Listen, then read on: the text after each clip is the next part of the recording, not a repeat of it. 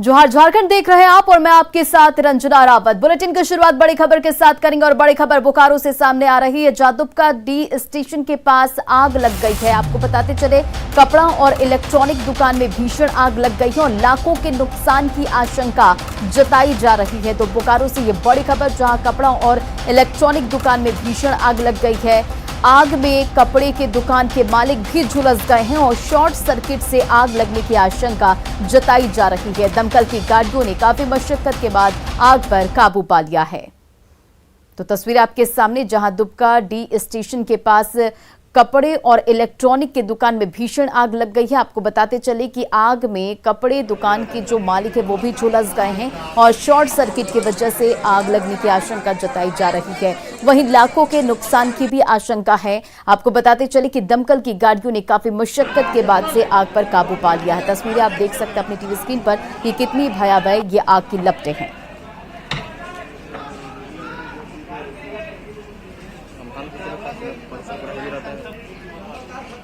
और इधर रामगढ़ के बरकाकाना में सेना के लॉन्ग फायरिंग रेंज में जंगल और झाड़ियों में कल देर शाम अचानक आग लग गई और सिउर सिद्धवार इलाके में लगी आग ने देखते ही देखते जोर पकड़ लिया, जिसकी चपेट में आने से फायरिंग रेंज की झाड़ियां और कई छोटे बड़े पेड़ भी जल गए। आग लगने की जानकारी मिलने के बाद फायर ब्रिगेड की टीम मौके पर पहुंची, साथ ही सेना के टैंकर भी आग बुझाने में जुट गए और घंटों की कड़ी मेहनत के बाद आग पर काबू पाया जा सका। तस्वीरें आपके सामने इस वक्त, दो तस्वीरें कि किस तरह से आग लगी। उसके बाद फायर ब्रिगेड की टीम भी मौके पर पहुंची। वन विभाग कर्मियों ने महुआ चुनने वाले लोगों पर आग लगाने की आशंका जताई है। आग लगाओ फेरिंगनेज में, उसके बाद हम लोग देखे नर्सरी में पानी पटा रहे थे, बीजा हम लोग पौधा तैयार कर रहे थे, देखे पर पड़ा रहा आग, तो हम लोग दौड़ते आए इधर, तो घास में हम लोग ढपा गए, तो अपने जान बचाने हम लोग भागने लगे। तो हम लोग को जैसे ही सूचना मिला तत्काल जो है से मतलब कि हम वहाँ से प्रस्थान किए और जितना लगी जंगल में आग को हम लोग प्रयास करके पूर्ण रूप से बुझा दिया है। तो ये सेना का फायरिंग रेंज है? हाँ, सेना का फायरिंग रेंज है। तो इस जगह पर हम लोग आए हुए हैं और आप मौजूद है सामने। तो कितना क्षेत्रफल में आग लगा होगा कम से कम? तो ये तो अंदाज करना मुमकिन है, चूँकि बहुत लंबा एरिया में है। स्वास्थ्य मंत्री बन्ना गुप्ता ने पूर्वी जमशेदपुर के विधायक सरयू राय पर क्रिमिनल एक्ट के तहत मानहानि का दावा ठोक दिया है और जमशेदपुर के कोर्ट में आज सुबह बन्ना गुप्ता पहुंचे और अपने अधिवक्ता के माध्यम से मानहानि का दावा उन्होंने प्रस्तुत किया। आपको बताते चले कि पूर्वी जमशेदपुर के सरयू राय ने स्वास्थ्य मंत्री बन्ना गुप्ता पर पद का दुरुपयोग करने और अपने लोगों के नाम पर कोविड प्रोत्साहन राशि की निकासी का आरोप लगाया था और मुख्यमंत्री हेमंत सोरेन को उन्होंने पत्र लिखकर बर्खास्त करने की मांग भी की थी। जवाब में मंत्री बन्ना गुप्ता ने सरयू राय को लीगल नोटिस भेजा था और जवाब देने के लिए 21 अप्रैल तक का समय दिया था। वहीं सरयू राय का कहना था कि नोटिस इस लायक नहीं है कि इसका जवाब दिया जाए और नोटिस की मियाद खत्म होते ही मंत्री को मुकदमा करने की चेतावनी दी थी। लीगल नोटिस भेजा गया, उसका जवाब उन्होंने तय समय पर नहीं दिया। उसके बाद जो प्रक्रिया है उसके तहत जो है फिर मानहानि का केस जो है दायर कर दिया गया। अब उसको सुनवाई पर रखा गया है। और राज्य में इन दिनों एक ऐसा शातिर गिरोह सक्रिय है जो घरों में अकेली रह रही महिलाओं को अपना निशाना बना रहा है। गिरोह घर में घुसकर नशे वाला रुमाल महिलाओं को सुंघाता है और फिर बेहोश कर उनसे कीमती जेवरात लेकर फरार हो जाता है और ये अपराधी बड़े कंपनियों के बिक्री प्रतिनिधि बनकर आते हैं और फिर सब कुछ चोरी कर वहां से लेकर चलते बनते हैं। ऐसी घटना जगन्नाथपुर इलाके के साइट 5 में घटी है। यहाँ की निवासी किरण कुमारी के घर अपराधी बड़ी कंपनी के प्रतिनिधि बनकर पहुंचे। नशे वाला रुमाल सुंघाकर 95,000 के जेवरात वहां से लेकर वो फरार हो गए। दिन दहाड़े हो रही घटनाओं से लोगों में खौफ है और आलम यह है कि घर की महिलाएं अब किसी के भी आने पर दरवाजा खोलने से हिचक रही है। वहीं पुलिस से सुरक्षा की गुहार भी महिलाएं लगा रही हैं। और उसके बाद वो लोग हम लोग को विमर जो लिक्विड था वो दिखा रहे थे, तो हम बोले कि नहीं हमको नहीं चाहिए, तो दरवाजा मतलब बंद कर रहे थे, तो बोले कि नहीं इसके साथ कुछ गिफ्ट भी आया हुआ है जो आजकल हम लोग को मतलब सर्वे में दिखाना है, कुछ कंपनी लॉन्च करेगी। तो हम बोले कि नहीं नहीं हमको नहीं चाहिए। तो कुछ हम सफ़ेद रंग का कुछ था, वो मेरे केमिकल टाइप पता नहीं क्या था, वो मेरे सामने चेहरा के सामने वो किए तो उसी से हम लोग सेंसलेस हो गए बेटा। और सेफ तो हम लोग भाई अकेले रहते हैं, जेंट्स तो रहते हैं नहीं, बच्चा लोग भी स्कूल रहते हैं, तो हम लोग भी तो सेफ्टी चाहते हैं ना। हर चीज करना है, मार्केटिंग अभी में ज्यादा। लेकिन ऐसा घटना सेक्टर में बार बार हो रहा है। हम लोग बाहर रहते हैं, यहाँ पर हम लोग परिवार रखे हैं बच्चे पढ़ाने के लिए, लेकिन ऐसी घटना जब सेक्टर में होती रहेगा तो फिर कैसे होगा। यहाँ कम से कम पुलिस को आकर ये सब सुरक्षा देखना चाहिए। हम लोग भी सीआरपीएफ में सर्विस कर रहे हैं, बाहर रह रहे हैं, साल में 2 महीने की छुट्टी आते हैं, तो इन्हीं लोग के भरोसे यहाँ रख कर रहे हैं। अब मेरे ब्लॉक में तो जेंट्स है ही नहीं, सब लेडीज अकेले ही। पुलिस का तरफ से कुछ नहीं हुआ, यहाँ पर आके खाली पूछा गया और चला गया। और मलेशिया में फंसे झारखंड के 30 मजदूरों में से 10 कामगारों की सकुशल घर वापसी हो रही। आज रात भारतीय समय के मुताबिक रात 8:30 बजे वे भारत के लिए फ्लाइट पकड़ेंगे और फिलहाल सभी कामगार मलेशिया के गुरुद्वारे में ठहरे हैं और जहां से वे कल क्वालालंपुर एयरपोर्ट पहुंचेंगे। और न्यूज 18 पर मजदूरों के गुरुद्वारे से रवानगी की तस्वीरें आप इस वक्त अपनी टीवी स्क्रीन पर देख रहे हैं। आपको बताते चले कि मलेशिया में जिस पावर प्रोजेक्ट में झारखंड के मजदूर काम कर रहे थे, वहां उनके वेतन का भुगतान रोक दिया गया था और जिसके बाद मजदूरों ने गुरुद्वारे में शरण ले रखी थी और भारतीय दूतावास को इसकी जानकारी भी दी गई। भारतीय एम्बेसी के दबाव के कारण कंपनी ने फिलहाल 10 लोगों को भारत लौटने का टिकट दिया है। वहीं जल्द ही जो 20 लोग बचे हुए हैं वो भी सकुशल घर वापस लौटेंगे। आज 10 मजदूर मलेशियन समय के मुताबिक करीब शाम 6 बजे फ्लाइट पकड़कर श्रीलंका होते हुए चेन्नई पहुंचेंगे और फिर 28 अप्रैल की सुबह ट्रेन से रांची पहुंचेंगे। और अब बात गर्मी के प्रचंड प्रहार की।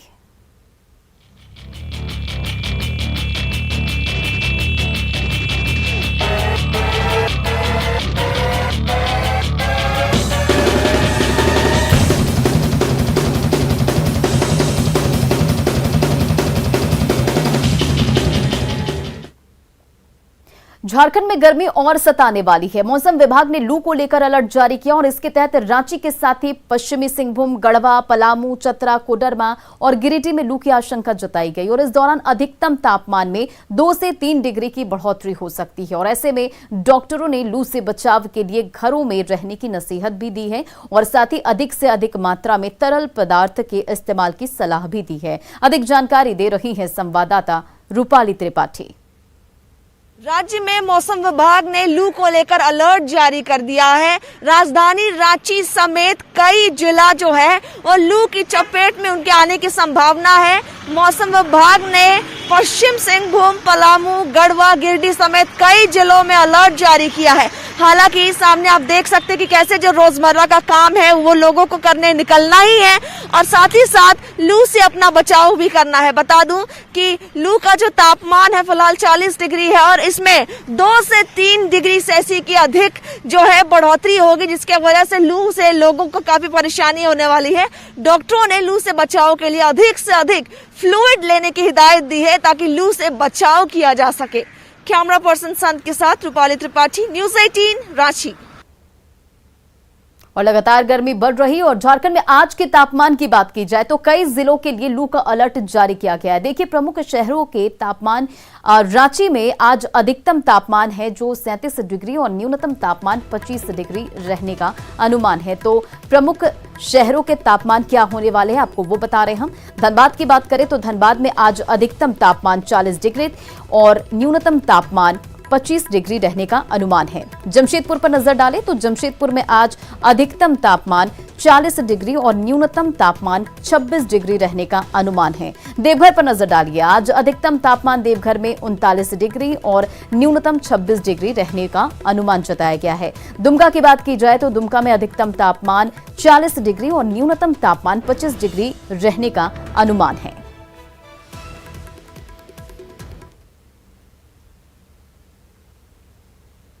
और हजारीबाग में आग बुझाने के इस्तेमाल होने वाले फायर ब्रिगेड के टैंकर से लोग प्यास बुझाने को मजबूर है। दरअसल सीसीएल उरीमारी परियोजना के विस्थापित टोले में जल नल योजना की सुविधा लोगों को नहीं मिल पाई है और वहीं आदिवासी बहुल भुरकुंडवा और रस्का टोला में पानी की घोर किल्लत है, जिससे सीसीएल टैंकर और फायर ब्रिगेड की गाड़ी के सहारे लोग लोगों तक पानी पहुंच रहा है और पानी पहुंचाने में लगातार जुटे हुए हैं। हेवी ब्लास्टिंग की वजह से यहां कुएं, हैंडपंप और तालाब सूख चुके हैं और भूजल स्तर काफी नीचे चला गया है। अधिक जानकारी दे रहे हैं हजारीबाग से संवाददाता जावेद खान।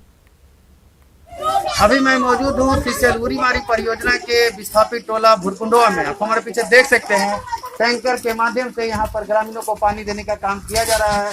बताया जा रहा है कि पूरे साल भर इसी टैंकर के माध्यम से भुरकुंडवा टोला के लोगों को पानी उपलब्ध कराया जाता है। यहाँ पे ग्रामीण से बात कराते हैं। बताइए आपका क्या नाम है, क्या दिक्कत है यहाँ पानी का? पानी का क्या दिक्कत है? हम लोग को पानी का तो बहुत दिक्कत है। कहाँ पानी है? न पीने का पानी है, न नहाने धोने का पानी है, न गरू चगरी पीने के पानी है। हम लोग को कौन की करेंगे? साल भर टैंकर आएगा, महीना में एक बार, वो वाला से हम लोग गुजारा करते हैं। क्या नाम आपका है? सोनामती देवी। तो सोनामती देवी ने बताया कि पूरे साल भर इसी तरह से इन्हें पानी के लिए टैंकर के भरोसे रहना पड़ता है। बताइए किस तरह की दिक्कत हो रही है? बहुत दिक्कत हो रहा है पानी के लिए। ये टैंकर कितना दिन चलेगा? रोज डेली डेली हम लोग नहीं ले जाएंगे वहाँ खदान बंद करने के लिए। हम लोग ये पानी के लिए बहुत दिक्कत है। अच्छा, ये दामोदर नदी भी जाती है? कैसे नहीं जाते हैं? नहीं जाते हैं तो कैसे नहाएंगे? नदी नहीं जाएंगे तो। अच्छा अच्छा, क्या नाम आपका है? आरती देवी। आरती देवी का आपने सुना व्यथा को। एक और युवक से बात कराते हैं। बताइए पानी का क्या दिक्कत है भुरकुंडा टोला में? भुरकुंडवा टोला में पानी का बहुत समस्या है। यहाँ पानी एकदम गर्मी का मौसम में एकदम कुआं भी पूरा सूख जाता है। अगर टैंकर नहीं आएगा तो हम लोग को थारे बर्तन साफ करने के लिए भी दिक्कत हो जाएगा। दिक्कत हो जाएगा। तो आपके घर में सीसीएल जो है नल योजना नहीं दिया है? नल योजना तो सीसीएल नहीं दिया है। तो आप समझ सकते हैं। एक और महिला से हम बात कराते हैं। बताइए पानी भरने आई हैं, हमेशा इसी तरह पानी भरती हैं? हाँ, पानी इसी तरह से भरती हैं। क्या नाम आपका है? तो आपने सुना इसी टैंकर के भरोसे, ये कई फायर ब्रिगेड की गाड़ी है जिसका उपयोग ग्रामीणों को पानी देने के लिए सीसीएल कर रही है। और इसका इसी तरह से पूरे साल भर भुरकुंडवा टोला में टैंकर के माध्यम से ग्रामीणों को पानी दिया जाता है। देख सकते हैं यहाँ पर पानी जो दिया जा रहा है, ग्रामीण जो है अपना जुगाड़ ला करके पानी छान रहे हैं। ऐसे में समझा जा सकता है कि यहाँ के विस्थापितों को किस तरह की परेशानियों का सामना पानी के लिए करना पड़ रहा है। जावेद खान, न्यूज़ 18 हजारीबाग। और इधर झारखंड के सबसे बड़े अस्पताल रांची के रिम्स में लोग पानी के लिए परेशान हैं। यहां करीब 1 महीने से भर्ती मरीज और उनके परिजनों को पानी के लिए दर दर भटकना पड़ता है। बढ़ती गर्मी में मरीज की हालत बद से बदतर हो जाती है। परिजनों ने पानी की किल्लत को लेकर रिम्स प्रबंधन से कई बार गुहार लगाई है, पर इसका कोई समाधान नहीं निकल पाया है। दरअसल पेयजल रिम्स में एक चुनौती बनकर सामने आई है और इससे पहले भी न्यूज़ 18 की टीम ने जल संकट को लेकर खबर पहुंचाई थी, पर जल संकट पर अब अस्पताल के अंदर और बाहर दोनों जगह जानलेवा हो चला है। राज्य के सबसे बड़े सरकारी अस्पताल रिम्स में बढ़ती गर्मी के बीच पानी की जो किल्लत है उसका अब तक समाधान नहीं हो पाया है। सामने तस्वीरों में देखिए किस तरह से लोग बाहर चलकर आते हैं, करीब 500 मीटर से ज्यादा मरीज को अपने पीछे छोड़कर पानी भरने के लिए। और पानी की ऐसी सुविधा अंदर बिल्कुल भी नहीं है, ना ही पेयजल है और ना ही बेसिक सुविधा है जिससे लोग अपना काम कर सके। देखिए मरीज के परिजन यहाँ पर है और किसी तरह से अपना काम चला रहे हैं, बाहर आए हुए हैं। इसके साथ हम इन्हीं से बात करें किस तरीके की परेशानी इनको झेलनी पड़ती है। सर कितने ताले पे मरीज है आपका? कितने दिन से अंदर हो गया? आज 20 रोज। पानी नहीं है अंदर? अंदर कभी कभी करते हैं पानी नहीं है अंदर। हाँ। पूरा गंदा हो गया है पूरा। पानी की कैसी सुविधा है रिम्स के अंदर? पानी सुविधाएं नहीं है। कल से ही पानी नहीं है। कल एक टाइम आया था, उसके बाद फिर बंद हो गया। बोलता है गार्ड को पूछे तो टंकी साफ हो रहा है बोल रहा था, पानी नहीं है। पानी की दिक्कत है रिम्स के अंदर? पेयजल पानी आप बाहर से भरने आए हैं? हाँ तो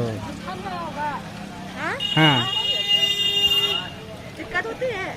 हाँ, कभी कभी गर्म पानी भी कर ले जाना पड़ता है, अपना पैसा से खरीद कर ले जाना पड़ता है। अपने पैसे से खरीदना पड़ता है? हाँ, मैंने गर्म पानी। हाँ, तो यहाँ पर करीब ऐसे कई लोग हैं जो 20-22 दिन से ज्यादा से उनके मरीज भर्ती हैं और पानी लगातार महीनों से यहाँ से लेकर भरकर जाते हैं और इसी से मरीज को भी पिला रहे हैं और खुद भी पानी पी रहे हैं। पानी की किल्लत रिम्स में एक बड़ी चुनौती बनती जा रही है, पर अभी तक प्रबंधन नहीं गया है और काफी ज्यादा लोग जो है परेशानी झेल रहे हैं। इस बीच दीदी पानी की रिम्स में कैसी दिक्कत है? अंदर पीने से लेकर काम का हर चीज में दिक्कत है। सब भर रही है, इतना दूर आई, अंदर मिलता तो पानी अच्छा रहता ना? हाँ, हाँ? जी, बाहर आना नहीं पड़ता? नहीं। तो वही बात एक बार बोल दीजिए। पानी मिलता तो हम यहाँ नहीं आता। क्या नाम आपका? तो आपने इनको भी सुना कि किस तरीके से लोग को पानी नहीं होने के कारण बाहर आना पड़ता है और पानी अब तक अस्पताल प्रबंधन ने इसको लेकर संज्ञान नहीं लिया है। लगातार मरीजों ने गुहार लगाई है कि पीने का पानी कम से कम हॉस्पिटल में मुहैया कराया जाए, पर अब तक ऐसा नहीं हो पाया है। कैमरा पर्सन संत के साथ रूपाली त्रिपाठी, न्यूज़ 18 रांची। और जमशेदपुर की लाइफलाइन माने जाने वाली स्वर्ण रेखा नदी का अस्तित्व खतरे में है। स्वर्ण रेखा नदी नाले में बदलती जा रही और नदी के संरक्षण के लिए जागरूकता अभियान भी जारी है, लेकिन इसका कोई असर नहीं दिख रहा है। रिपोर्ट देखिए।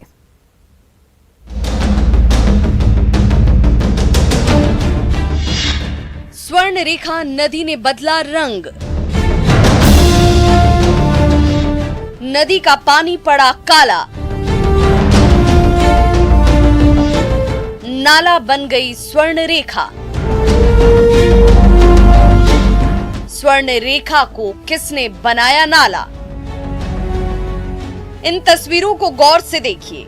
ये तस्वीरें हैं जमशेदपुर के स्वर्ण रेखा नदी की। स्वर्ण रेखा ने अपना रंग बदल लिया है।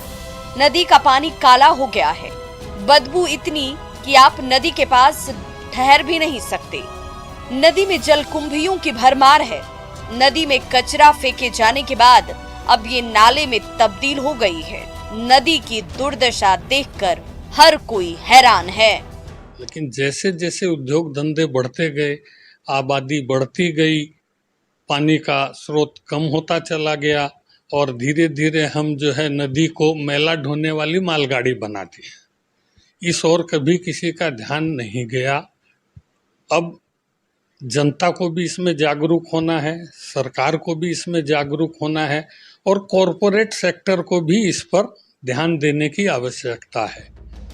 हालात ये हैं कि जमशेदपुर का लाइफलाइन अब सूखने के कगार पर है। दरअसल गर्मी में स्वर्ण रेखा की धार रुक जाती है, लेकिन लोग लगातार नदी में कचरा फेंककर गंदगी फैला रहे हैं। बीते 5 साल से स्वर्ण रेखा क्षेत्रीय विकास ट्रस्ट नदी को बचाने के लिए जागरूकता अभियान चला रही है, लेकिन इसका कोई असर नजर नहीं आ रहा। अवेयरनेस फैलाने का काम तो हम लोगों ने किया ही, लेकिन जब तक से इसमें नगर पालिकाएं अगर साथ नहीं देंगी और जमशेदपुर शहर में सीवरेज ड्रेनेज सिस्टम बिल्कुल कोलैप्स है। औद्योगिक शहर होने के नाते जितने भी गंदा पानी का डिस्चार्ज हो नदी में होता है। जितने तरह की इतने सारे बड़ी बड़ी आबादी हो गई है, फ्लैट बन गया है। कोई अपना ना तो सीवरेज बनाया है ना तो ड्रेनेज बनाया है। सारे लोग नदी में ले जाकर डिस्चार्ज करते हैं। सरकारी उदासीनता के कारण ये नदी आज के डेट में नाले के रूप में तब्दील होते जा रही है। इसमें देखिए, हम लोग यही अपील करेंगे युवाओं से कि हम लोग सबको एकजुट होकर जागरूक होकर नदी में जो भी कचरा डाल रहे उसे रोकना होगा और हमें जो भी कचरा डालने वाले उनको रोक के जो पेड़ पौधे के नीचे डाले ताकि नदी नाला में तब्दील ना हो। अगर समय रहते स्वर्ण रेखा नदी के जल को साफ नहीं किया गया और कचरा फेंकने पर प्रतिबंध नहीं लगा तो इसे नाले में तब्दील होने से कोई रोक नहीं सकता। जरूरत है जागरूक होने की ताकि इस नदी के अस्तित्व को बचाया जा सके। न्यूज़ 18 के लिए जमशेदपुर से प्रभंजन की रिपोर्ट। और राजधानी रांची में ऐतिहासिक शिव मंदिर बनाया जा रहा है और जिसका निर्माण कार्य अब अंतिम चरणों में है। इस मंदिर को बनाने में ओडिशा और कर्नाटक के कारीगर जुटे हैं और इस शिव मंदिर की खासियत है कि यहाँ 108 फीट ऊंचा शिवलिंग है, जो देश का दूसरा शिवलिंग होगा जो इतना ऊंचा है।